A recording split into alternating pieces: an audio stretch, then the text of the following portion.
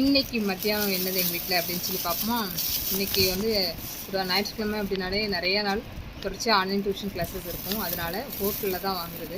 ஏன்னா அதெல்லாம் சமைக்க வேண்டியிருக்கு, அதில் உடனே போய் வந்து நமக்கு வாங்கிடலாம். அதுபோல் வீட்டில் வந்து தந்துடுவாங்க. அதனால் இப்போ எடுத்துட்டிங்க அப்படின்னா பிரியாணி, எனக்கும் எங்கள் அண்ணனுக்கும் சிக்கன் பிரியாணி.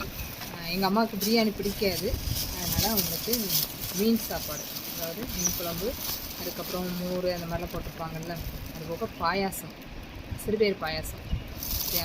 அதுக்கப்புறம் அப்பளம் எல்லாம் இது எங்கள் அம்மாவுக்கு, சரியா. இப்போ எனக்கு மீன் குழம்பு பிடிக்காது, ஆனால் பிரியாணி பிடிக்கும். எங்கள் அண்ணனுக்கும் பிரியாணி பிடிக்கும். அதனால் எங்கள் 2 பேருக்கும் பிரியாணி.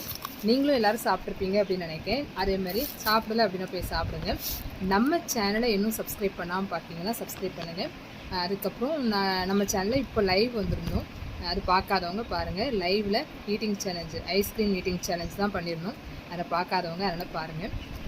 இந்த சிக்கனை பொறுத்த வரைக்கும் எடுத்துட்டிங்கன்னா இதில் இருக்க சிக்கன் சாப்பிட மாட்டோம், ஆனால் பிரியாணி அப்படின்னாலே நமக்கு பிடிக்குமா, அதனால் வந்து பிரியாணி வாங்குறது.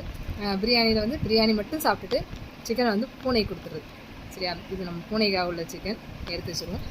இதில் வந்து தயிர் பச்சடி எல்லாமே இருக்கும், சரியா. அது போக பிரியாணி, சரியா. நான் சாப்பிட போகிறேன், நீங்களும் சாப்பிட போகிறேன்.